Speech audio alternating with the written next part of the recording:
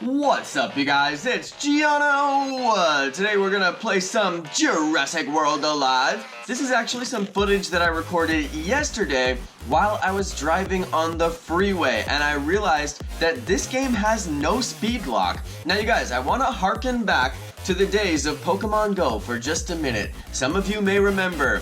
You were driving in the car with your friends, you were riding on the subway train, you were on the trolley, all kinds of situations, on the bus even. You could spin the stops, you could actually play Pokemon Go on your daily commute. You could spin the stops, catch the Pokemon, all kinds of great stuff, and then they speed locked it. So many of my friends quit Pokemon Go after they introduced the speed lock because they could no longer get items on their daily commute so that they could play on their lunch break. So their whole game was imbalanced, they could no longer play. It was really frustrating, especially for people who ride the bus, ride the train, ride the trolley, alright, people who use mass transit to commute. You guys were just like scratching your heads like, how does this make any sense whatsoever? You just ruined my gameplay.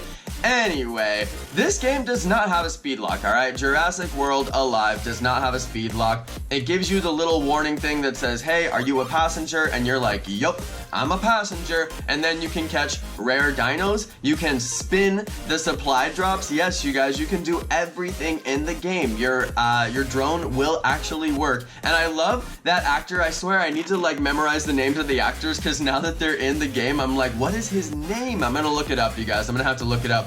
But yeah, I did want to get just a little bit of footage on the video to show you guys that yes, Wifey was driving the car, not me. I'm not driving and playing. That's not a good idea. You guys do not drive and play the game. But if you are indeed a passenger, then yes, you should take advantage of this. It is extremely awesome to be able to catch dinos while you're sitting on the freeway and you got nothing better to do anyway. So I did take a little bit of video. I know everybody's like, Jonno's a spoof or he cheats. I'm like, no guys, I'm not gonna spoof this game. There's absolutely no reason to, especially with no speed lock. There's so many features that balance this game that I'm like, wow, they really put the time and the effort and the thought into balancing this game very well and making it safe. I mean, this is not an unsafe feature, or that was a weird sentence, double negative. This is a safe feature. I mean, the speed lock on Pokemon Go made no sense. There's so many situations where you're just sitting there doing absolutely nothing, completely safe, and you could spin stops and it would be fine. I never understood why they did that. So that was always kind of weird. I don't know. I honestly don't know. It doesn't make sense. It just seems like they put in so many features to try to fight spoofers, and it was like, you guys, normal people who play the game are getting hurt by these changes, you know? So that was always frustrating. Anyway, we were doing about, 75 on the freeway. That's pretty normal for California. Everybody just drives fast here. And I was able to get some pretty good footage. It's not exactly easy to play this way, you guys, alright? You do get the speed lock thing that comes up on your screen, and it'll say, hey, you're going too fast, so you gotta clear that. So you might be trying to touch a rare dino, and then you get speed lock, you know? So anyway, it's not a real speed lock, it's just a warning. They give you the warning on the screen, so you can't touch a dino because the warning came up on the screen. So, I mean, that's pretty much the worst thing that happened the whole time. Also, I would try to spin supply drops. I actually tried to spin supply drops a lot, and it was very difficult. And what I found out is that you have to open up the supply drop before you get there and then spin it while you're in range. It's very similar to what you used to have to do in Pokemon Go before they introduced the speed cap. Alright, you guys. So I did get a little bit of footage of me spinning a supply drop. I had to prove to you guys that I did actually spin a supply drop, so I will show that on the video in just a second. I also got some footage of me, like, mirroring my screen right here just so that you guys could be like, Jonno faked this content. I'm like, no, I really filmed this while I was sitting in my car. Wifey was driving us from some destination that we went to go visit. We went to a museum actually, but they did not allow filming, so I didn't film anything for my adventure that day. I was kind of sad. Anyway, that's why I had no adventure content yesterday. I went to somewhere that was actually really cool, and they told me I wasn't allowed to film there. I was like, this is YouTube life right here. Smack my head. Anyway, but yes, I did prove that I was catching while we were driving. I had to throw in some footage here just because the haters will say it's fake, so I'm like, no, we did it. And also the one-handed gameplay is really not that bad. You can see I was doing pretty decent one-handed, but I eventually did have to turn the camera off because I'm like, dude, this is really hard. So yeah, you guys, I just wanted to make a video, let you guys know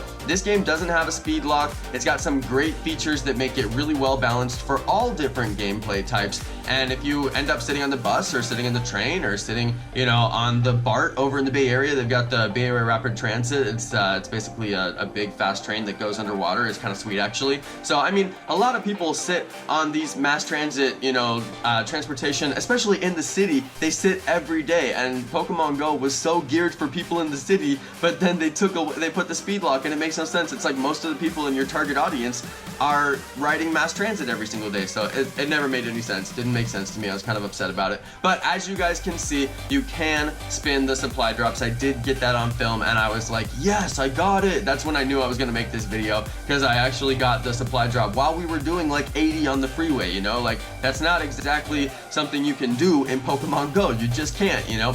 So anyway, that was pretty cool. But you guys, we are gonna move on from this footage. I'm gonna spend a few more minutes talking about my gameplay. I have been having a fantastic time in this game. I've got so much footage that I literally cannot make enough content. I would be doing 2 or 3 episodes a day and editing all day long just to be able to put out all the content that I have. So I am going to be running through a series where I teach you the strategies for each different league. I'm going to be showing you guys how to get out of each different league and into the next league, and what dinos and what strategies you need to be looking for. Alright, did you guys notice the 1337, the Litty Utah Raptor over there? I'm like, yo, get it, Litty. Anyway, I did unlock the I ended up unlocking the Stego, what's his name, the Stegoceratops. Alright, I have some footage of that. I'll get it in another video, but I wanted to just show you guys some of my battles and open up some incubators. You guys know it's lit. We gotta open incubators on video. I got a really sick blue incubator to open for you guys. That is the 12-hour incubator. Now you guys, I want to address something.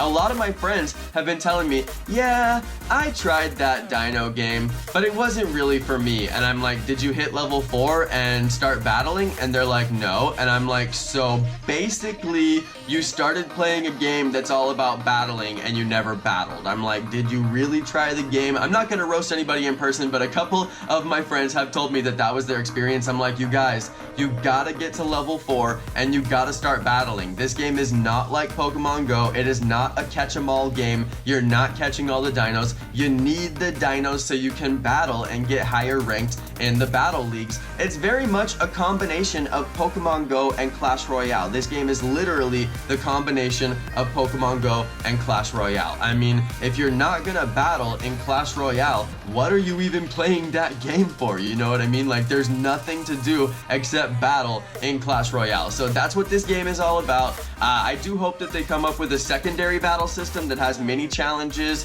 kind of like Clash Royale has, where you can get certain rewards for battling your dinos and basically just get practice, and kind of like fun modes, just weird fun modes that, you know, don't make any sense. Maybe you can only use certain types of dinos or stuff like that to make you practice with stuff that you're not used to. Very similar to what they have in Clash Royale, and of course giving us rewards and making you pay to enter in the, you know, a couple of bucks to enter in and get a really good reward back out. So something like that. I think that those options are great in Clash Royale and they should mirror those.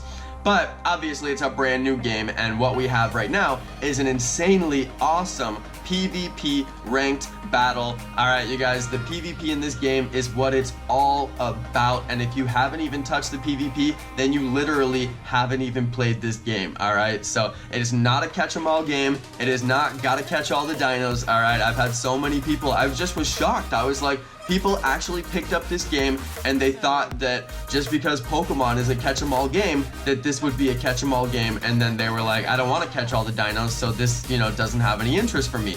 And it's kind of indicative to me of how Pokemon Go broke the augmented reality gaming world. They said they were gonna have battle, right? They said they were gonna have PvP, but they never had it. So now everybody just expects that the mobile gaming world and the augmented reality world are just gonna be like this kind of collectors based, you know, catch-em-all style of game. And I'm like, no, you guys, everything in the mobile gaming world is about PvP battle. There is no game in the mobile gaming world that is not about about PvP battle, aside from like Bejeweled, you know? Like, there's very few successful games that are not about PvP battle, and this game is very much about PvP battles. So if you haven't played the PvP and done battles in this game, you literally have not played the game. You must pick up the PvP and start battling. If you don't want to do that, if you're not into PvP battles, I totally respect that, but I'm just saying, that's what this game is about. If you never even tried it, you pretty much skipped what the game was all about, okay? So let's get to that blue incubator and wrap up this video, you guys. I hope you enjoyed this content. I am going to be creating so much more content on this game, and I am going to be doing a live stream series. I am now within 200 trophies of being in the top 500 of the game. I did tweet a picture of proof of that. I'm in the top league, and I'm gonna fight my way up to the top 500 and prove to you guys that I am a top-ranked Jurassic World Alive player. Alright, you guys, that's gonna be the end for this video. Thank you, everybody, for watching. Thank you to my amazing subscribers, and peace!